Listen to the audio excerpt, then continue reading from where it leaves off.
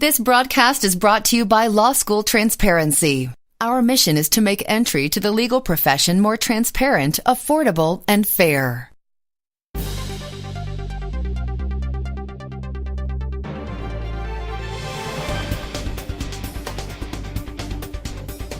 Hey listeners, welcome to I'm the Law, a show that does informational interviews with law school graduates in different jobs. Today our host is Debbie Merritt, a law professor at Ohio State University. She interviews an experienced attorney about how he represents aggrieved government employees in state court. Today we're joined by Michael Morguess, a graduate of the Western State University College of Law. After 16 years of practice, Michael now runs his own firm in Southern California. Michael focuses primarily on writs of mandamus, an unusual practice area. In California, aggrieved government employees seek these writs to challenge adverse actions by the agencies employing them. Over the years, Michael has worked for employees, agencies, and the courts that resolve these disputes. Michael, can you explain what a writ of mandamus is? A writ of mandamus is an order to a lower tribunal to do something required by law. The writs that I do are in Superior Court, which in California is the state trial court. So when a court issues a writ of mandate, it's an order to, for instance, a public agency that it must set aside its administrative decision, issue a new decision. It's the final result in these proceedings. And you have the contempt power of the court to enforce the writ. It could be an employee disciplinary decision, which is mostly what my practice focuses on, or decisions of other administrative bodies, a state personnel board, even something like a public utilities commission. So you have a client who's been fired from a public agency. They've had a hearing at that agency, and then you take their case to the court, and you ask the court to tell the agency to do something different. That's right. And if I am successful, the court will issue a writ that says something like, it's issued in the name of the people of the state of California, and it's to the city of Los Angeles. You're commanded to set aside your decision of X date in the matter of so-and-so employee and issue a new decision that is consistent with the opinion of the court. Michael, can you give us some examples of other fields in which people do writ work? Another big area that you see is environmental law. For instance, let's say Walmart wants to build a distribution center in a town. There's usually citizens that form a group and oppose it. Part of that project is going to be environmental review, and that has to get approved by the local agency. Those are very often subject to challenge in court through writs of mandate. It's really for review of any government decision. If you represent developers, if you represent homeowners who are trying to build something and need special permits, these are the types of cases that will find themselves in a writs department of the trial court. But I do have to say that a lot of it is more focused on the procedure than the substance, if that makes sense.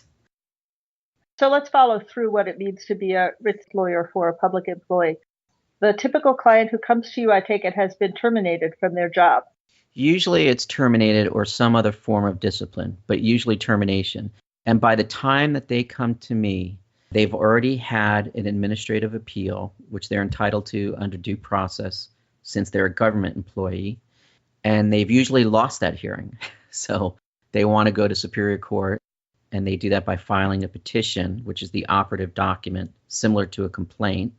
And when a government employee is fired in California, I take it that the person has a hearing before one of these administrative agencies. Yes, usually a civil service commission. It could be a city council. It could be a school board. But it's internal. So this is before it ever reaches court. So it's a little bit like having a hearing at a private employer. Yes, except it's constrained by principles of due process. You don't necessarily have to have an attorney represent you at the administrative level, but most people do. And a lot of times that's paid for by the employee union or association or through some other agreement with a defense trust, for example. So we have public employees who have either been fired or suffered some other adverse action at the workplace, and they have first had a hearing within their own administrative agency, but it's like an informal court hearing. That's right. Some of the things that we would see on TV, but more informal. And when they lose, they then come to you. Right. If they lose, the next step is their judicial remedy, which is where I come in. And you file a petition in the trial court seeking review, almost like going to the Court of Appeal, except this is an appeal for all intents and purposes from an administrative agency decision.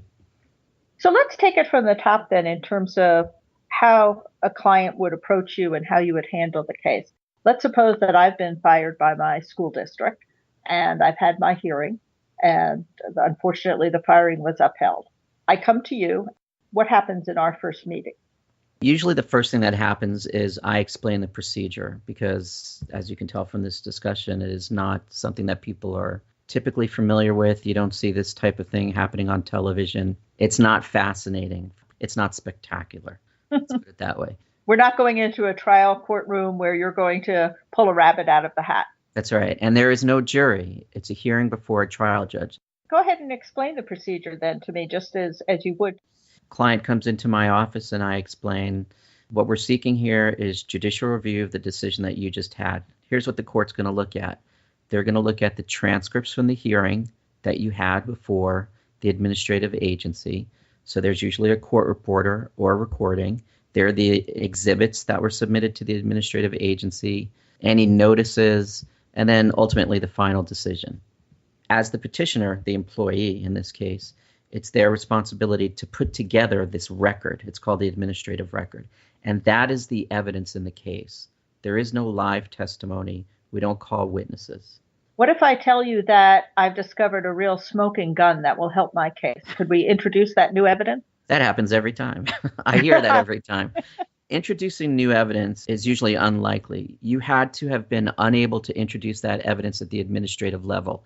Just like in a trial court proceeding, you can't appeal a trial court decision and say, hey, I've got this new evidence, unless it didn't exist. There was no way you could put it before the administrative body. And it's relevant. It has to be relevant. It has to make a difference.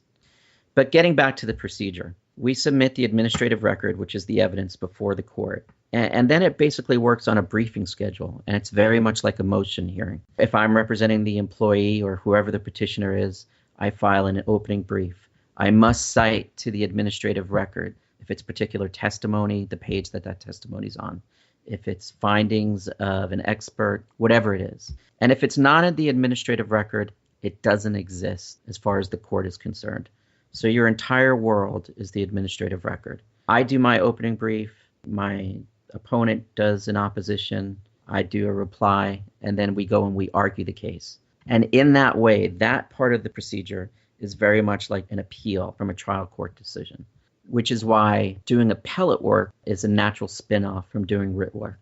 Interesting. Is writ work a bit more fact-based, though, than appellate work usually is? I'm trying to think of the difference. Whereas appellate work is mostly legal issues, you try to focus on legal issues because that's where you have the best chance of getting the lower court overturned. You try that same tactic on superior court writ work, but it is also fact-intensive because the trial court can reweigh the evidence and is supposed to reweigh the evidence and reach its own findings on that evidence. So this is a good line of work for somebody who likes the style of appellate lawyering, because you're doing more work with a record and with writing and then with a motion argument with the court. One of the things I enjoy about what I do is it's somewhat more intellectual than dramatic. There's no fist pounding. You don't yell at anybody. And it's much less contentious.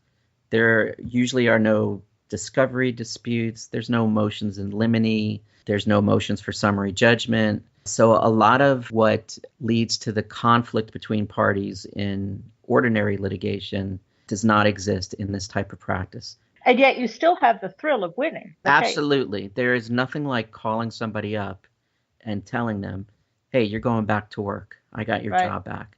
I have worked on the other side as well, representing cities, not necessarily in employment matters. We're not limited to employment matters. And it's not nearly as much fun to call up a city manager and say, don't worry, you'll never hear from that guy again. It's just not the same thrill.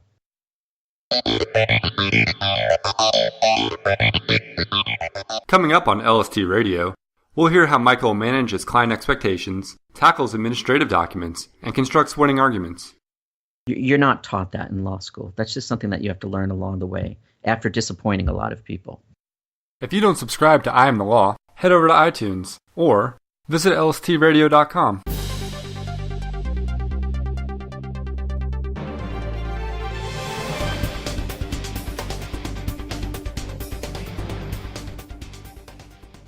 Talk us through now how you prepare for a case, the work that you do on your own. I've been into the office. You've explained to me that we're not going to be Perry Mason. We're not going to go out and dig up new facts. I go back to perusing the employment ads or whatever I'm doing. What do you do next as an attorney? Well, the next thing I have to do in this particular case is make sure that I've got the administrative record. Usually that involves contacting the administrative agency that conducted the hearing. That involves a substantial cost, depending on how many days of hearing there were. Could be a couple of $100s, could be thousands of dollars. And that's something that the client needs to be prepared to pay for. Just as an aside, I believe, based on my experience, that it's very important to prepare clients up front with realistic expectations, such as these are the costs you're going to have to put forth sometime during this proceeding. You may not win. This isn't a slam dunk. You're not taught that in law school. That's just something that you have to learn along the way after disappointing a lot of people. Right. Sometimes in that initial conversation, I assume you have to tell the client that this is the opposite of a slam dunk and it may not be worth their while. That certainly happens. I am upfront with all my clients, and I've rarely had a client or potential client say to me, "You've talked me out of it." As long as they go in with eyes wide open and they want to have their day in court, and they understand what the procedure is, and that it's not a redo of the administrative hearing, they're entitled to have somebody represent them and take them through that process. And that's my job. That's where I come in.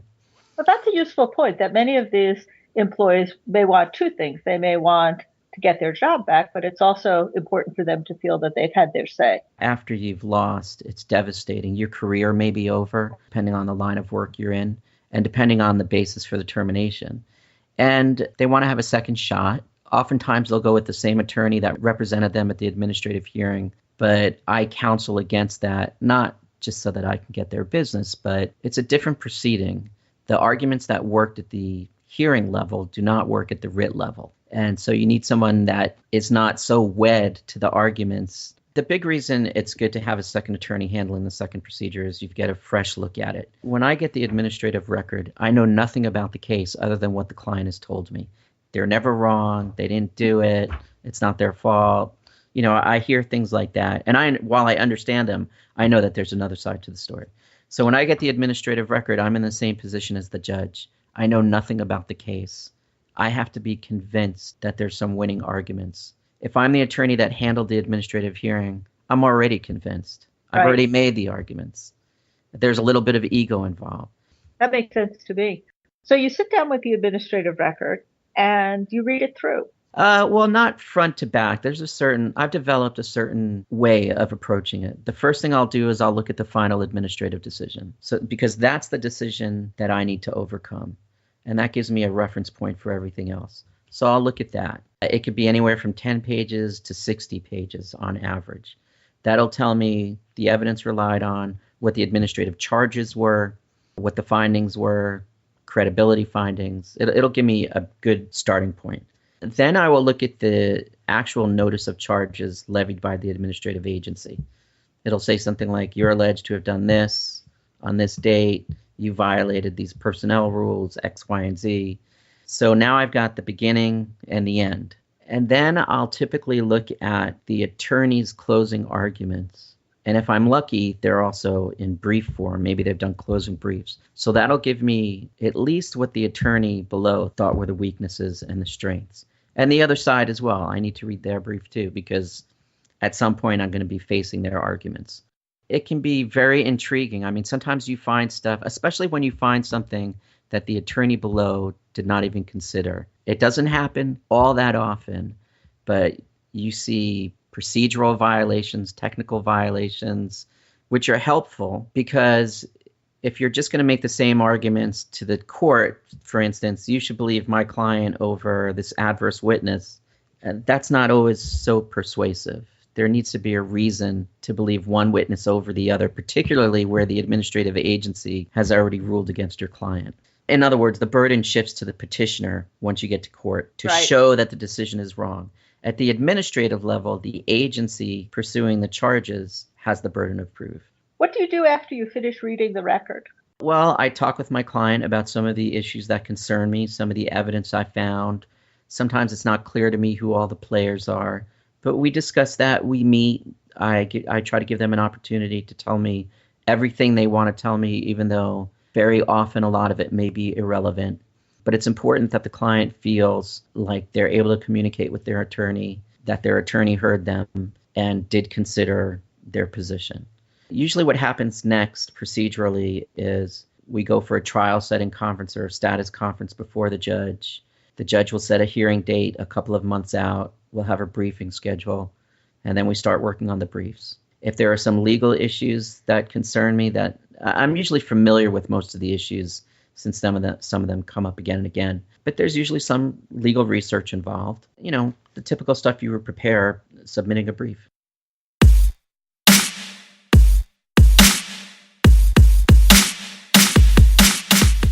Coming up on LST Radio, we'll hear about Michael's transition to a solo practice. Anything that goes wrong is your problem. Nobody pays you just to show up in the morning anymore. We'll also hear about how he gets his clients, his fee structure, and the importance of developing a niche in today's climate. The days of the general civil practitioner, I think, are gone.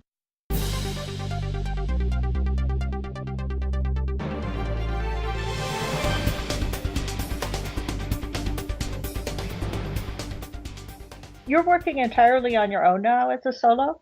Yes. The firm I was with before folded. After considering a couple of offers, I decided after 16 years of practicing that this might be an opportune time to go out on my own. And it completely changes the dynamics. Tell us about that. What's different about being a solo? Sure. Well, when you're working for a firm, you're not necessarily concerned with running the business. You may be concerned with networking and marketing, but you still get a paycheck. But you do get to focus on the practice of law. You get to be an attorney. Yeah, sometimes you're a politician. Sometimes you're a businessman to certain extents, as any other attorney would be. But once you go out on your own, you have a whole host of other issues. Anything that goes wrong is your problem. Nobody pays you just to show up in the morning anymore. So what I've learned are there are basically three aspects to running your own firm that are different. You have to be a business person, and that takes not just seeking out knowledge, but a lot of drive and dedication. You have to think ahead and market and develop business. And then if you have time, you do some practice of law. You can't have any of those things without the others.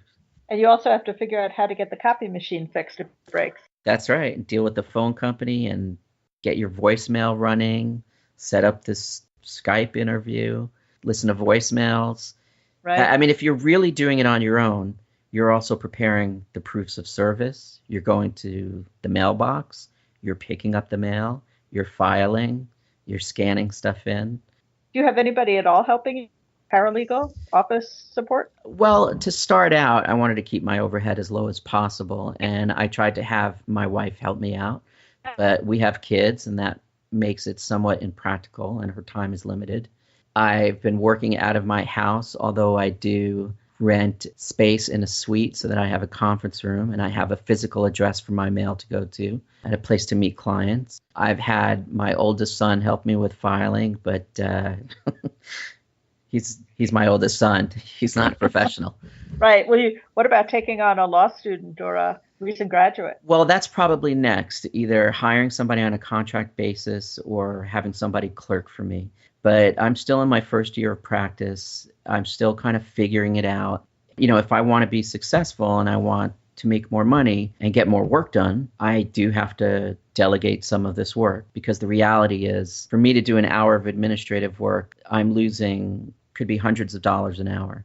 Sure. It's cheaper to pay somebody $20, $40, $50 an hour to do the same thing. And I can have them work for 4 or 5 hours and make that up in 1 or 2 hours of attorney work. Michael, finding clients has got to be a challenge these days. How do you go about finding them? A lot of it is word of mouth. Because I'm in a particular niche, which is important these days, especially in California, because it's a crowded profession. So you need to develop a particular specialty. And so by doing the work I do, I'm trying to become, and somewhat have become, known as the guy that does this. If you've got this kind of case, I know a guy that does that. And I get calls from other attorneys. I get referrals from other attorneys, from former clients. I haven't really kept up with the advertisements or the marketing, but you can go approach public employee associations and try to get on their panel to be one of their several attorneys that take on cases.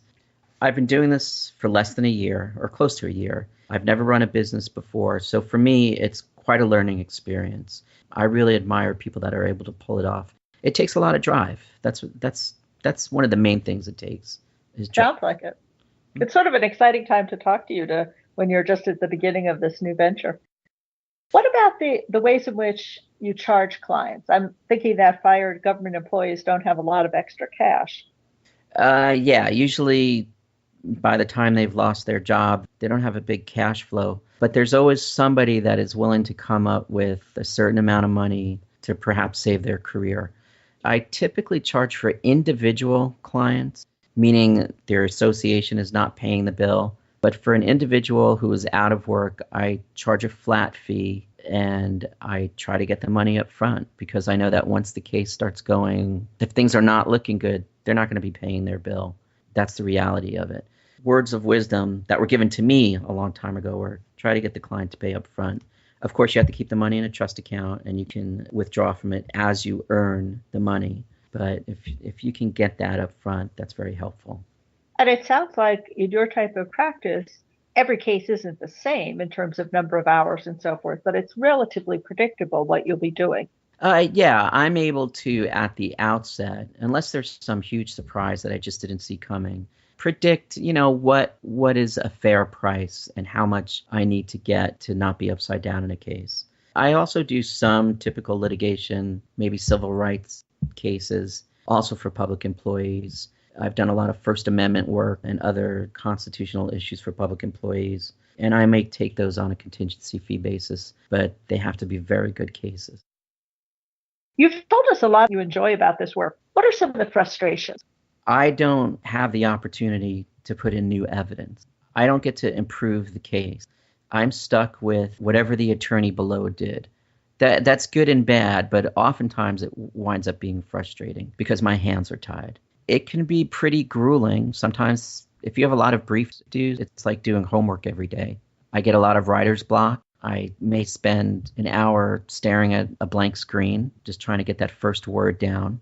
One of the frustrations about being a solo practitioner, there are plenty of benefits, but one of the, downsides, I don't know if I'd say it's a frustration, is I do miss the day-to-day atmosphere of being with other attorneys and collaborating and going somewhere, being in an office. So that is something that I wouldn't say I grieve it, but I miss it. It's a downside. The upsides, I assume, are things like you can close the office when it's a good day to go to the beach, or if your son is doing something, you want to go watch a ball game or something else. That's absolutely true. I make my own schedule. Most of the jobs I've had have been pretty flexible, and to me, that's worth a lower salary. You mentioned earlier on that you had to learn how to give clients bad news, that was something you didn't learn in law school. What are a few other things that you've learned to do over the years? Well, frankly, when I got out of law school and I got my first job and I was told that I had to bill a certain amount of hours, I had no idea what that meant. So I've learned how to be more efficient with my time because time is money in this business. I've learned how to talk to judges, how to size up a judge, how to say what I really want without exactly saying it.